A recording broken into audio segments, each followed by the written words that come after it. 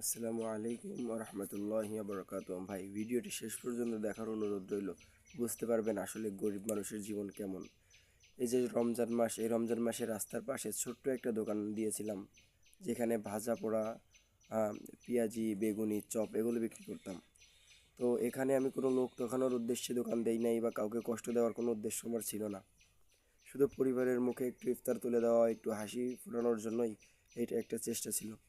কিন্তু মানুষ অনেকে অনেক কথা বলে। কেউ বলে রমজান মাস এটা ব্যবসার মাস না, এটা ইবাদতের মাস। কেউ বলে এটা কি ঠিক? আমি বলি ভাই, শুধু রমজান মাস ইবাদতের মাস আমিও মানি, কিন্তু হালাল রিজিক অর্জন করাও একটা ইবাদত। আমাদের প্রিয় নবী হজরত মোহাম্মদ সাল্লাল্লাহু আলাইহি আসাল্লাম ব্যবসা করেছেন। হাদিসে এসেছে, হালাল উপার্জন করা ফরজ ইবাদতের পর সবচেয়ে গুরুত্বপূর্ণ আমলগুলোর একটি। আমরা তো শুধু পরিশ্রম করছি, হারাম কিছু করছি না, কারো হক নষ্ট করছি না। রাস্তার পাশে দাঁড়িয়ে গরম তেলে হাত পুড়িয়ে ভাজছি, শুধু এই আশায় আজকে বাচ্চারা একটু ভালো ইফতার করবে।